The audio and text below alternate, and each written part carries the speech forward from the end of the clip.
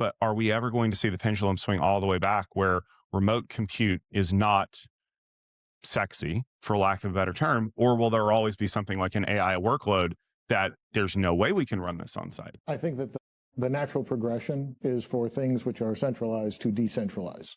So let's say today, yeah, you require, the power of a small town to run an AI data center. Yeah. But we may be at that limit where there's no benefit to going any further and no benefit to retraining, or we find the algorithm that makes all of this doable in a Raspberry Pi. Right. So, but any one of those things could come along and turn that many $trillion investment into effectively e-waste. Yeah. And at that point, then they got to get creative on how do we reuse this? Yeah. So at any point.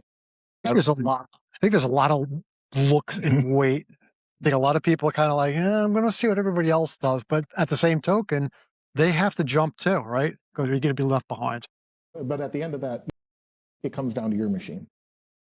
I mean, we kind of saw that already happen with all the bit mining. Yeah. All these GPUs, where do we use them? Right. Oh, look, let's use them for AI. Well, but the funny thing is like you talk about that progression. Why were all these GPUs dumped on the market? It's not because crypto died. It's because someone created a much more efficient method. Doing that. Because when you think about things like an ant miner, which were basically an ASIC optimized to do Bitcoin mining, that's why nobody used GPUs for Bitcoin mining anymore. So yes, when there's a plethora of resource, I need to find the most efficient way to use it. Well, I got all these GPUs and I have InfiniBand, which nobody's been using outside of an HPC cluster. But what if I use that to hook all my GPUs together?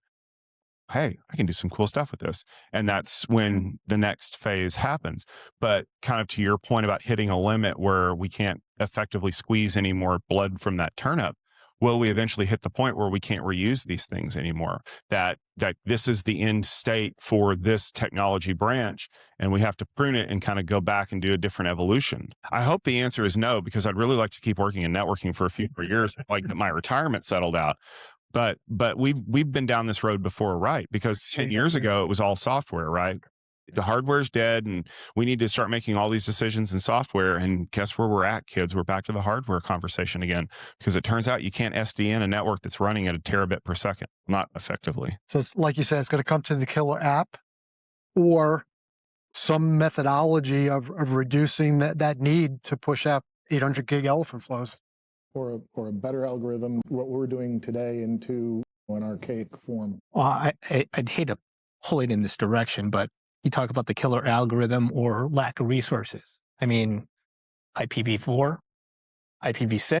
Still here. But we faced these challenges before. And why is IPv6 adoption so small?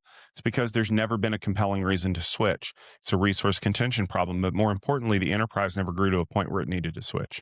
If we were still working in the education market where everything is a publicly addressable IP, I think we would have switched a long time ago. But thanks to RFC 1918 and some clever trickery with NAT, we can get around it. Yes, I'm the I hate NAT guy. What we get to, though, is a state where the enterprise feels frozen. Things are good enough. Why does a car have 4 wheels? Because 3 isn't enough and 5 is too many. And nobody just ever argues that anymore.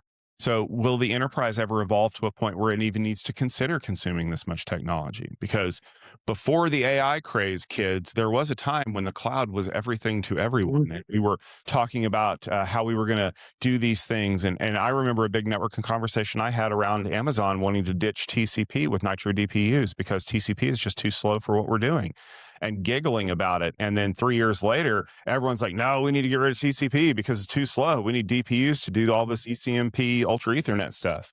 Like, man, we've been here before. But it feels like we keep litigating the same ground over and over again.